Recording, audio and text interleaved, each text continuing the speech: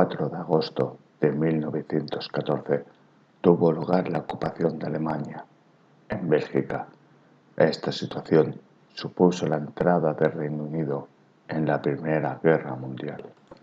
El 4 de agosto de 1914, pocos días después de haber presentado un ultimátum al gobierno belga para que le franquease el paso por su territorio, el ejército alemán avanzó velozmente por Bélgica, asediando y conquistando las ciudades fortificadas de Leija y Amberes, obligando al ejército belga, compuesto por 200.000 soldados, a replegarse al extremo oeste del país, junto a sus aliados franceses y británicos.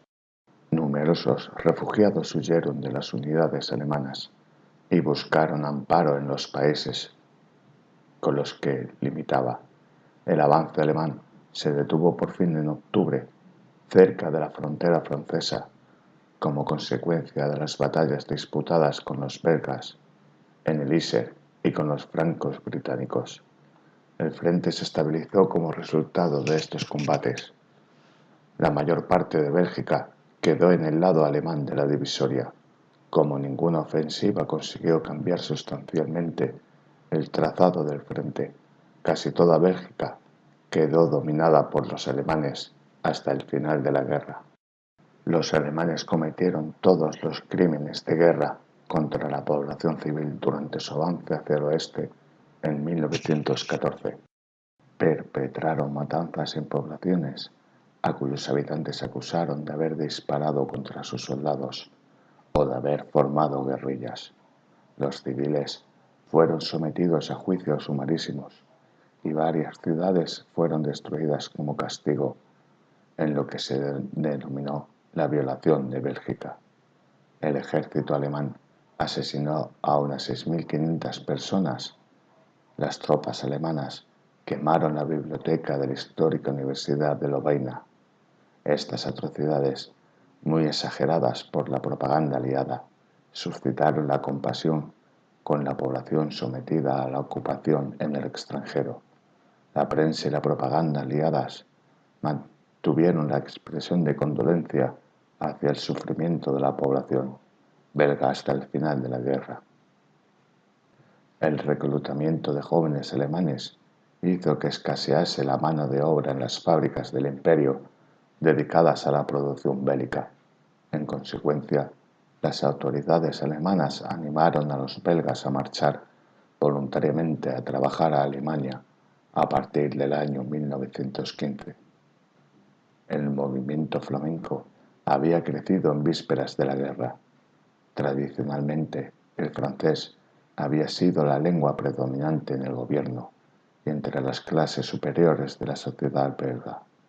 El movimiento flamenco había logrado ir mejorando la situación de la lengua holandesa, uno de sus objetivos primordiales, hasta que en 1898 el idioma alcanzó la categoría de lengua oficial. En el año 1914, dicho movimiento obtuvo muchas concesiones, reflejadas en leyes, pero el estallido de la guerra hizo que no pudiesen aplicarse. Muchas de sus quejas y reivindicaciones aún no habían sido atendidas, entre ellas que en la Universidad de Gante, situada en Flandes, se siguiese enseñando únicamente en francés. Una de las actividades más importantes fue la recogida de información. Unos 6.000 belgas participaron en la obtención de información sobre las instalaciones militares y movimientos de tropas enemigas, y en su transición a los ejércitos aliados. La organización contaba con numerosos grupos independientes, entre los que destacó el de la Señora Blanca. Junto a la red que se encargaba de obtener información militar, existían organizaciones parecidas que ayudaban a los hombres que deseaban unirse al ejército belga, huyendo de la zona ocupada, habitualmente por los Países Bajos. Unos 32.000 hombres lograron pasar a la zona aliada, lo que acrecentó notablemente el tamaño de las fuerzas belgas. La población belga se hundió en el desánimo a principios del año 1918. Las primeras victorias que obtuvieron los alemanes desvaneció toda esperanza de liberación inmediata. Sin embargo, los aliados contraatacaron con éxito en la ofensiva de los 100 días. El ejército belga, que seguía combatiendo únicamente en el sector de Iser, avanzó hasta Brujas. Las unidades alemanas en la zona belga del frente occidental comenzaron a replegarse.